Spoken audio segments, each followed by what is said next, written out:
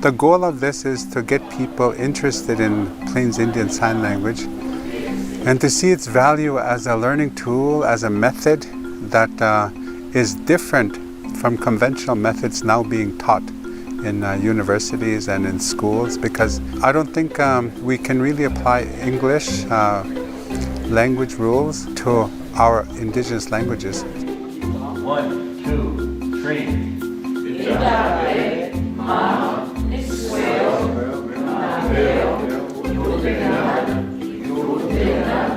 It's fun to learn, and it's interactive.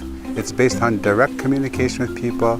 It's not based on learning numbers or colors or names of animals.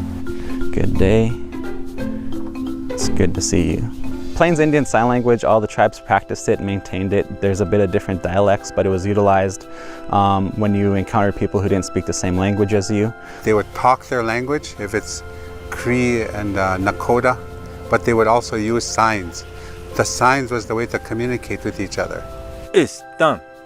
Niya. Kuskitamoen. Danzetekwe. Ape. All it is just really basic communication. It's not a linguistic type of sophistication of the American Sign Language. Sometimes in a ceremony or at a powwow, it's handy. We might see a friend, hey, it's good to see you.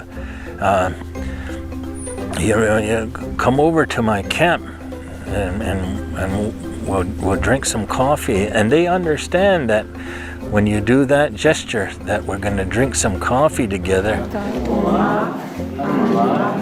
We all have a somewhat of a sign language, some way or another. Maybe we don't recognize it at times, but even just simple things like hello, that's a sign language, or pointing.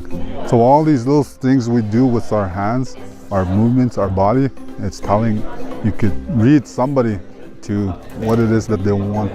We're learning Cree in addition to the signs, so you're learning some practical language and the practical signs tied to that. So it's a pretty strong foundation that we've been learning the past few days. In this type of instruction, or like a Montessori or an immersion approach, they're teaching communication. Over here, in some institutions, they think that the study of language is going to allow people to speak. Well, that doesn't happen. Sure, somebody knows how to say red, but what good is that going to do them? We want this place, this environment to be where there's love and respect, like you're going to an aunt's place or your big sister's place or your grandma's place, to where you feel that you're comfortable.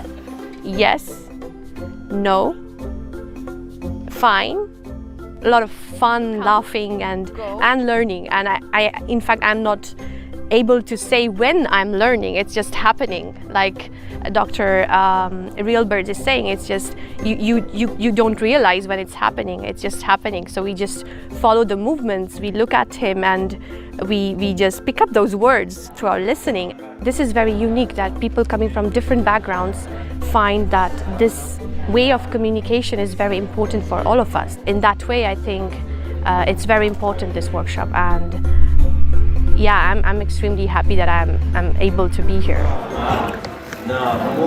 Many of the people who took part in this workshop, right now there are 40 words richer than when they first came, and it's accompanied by sign.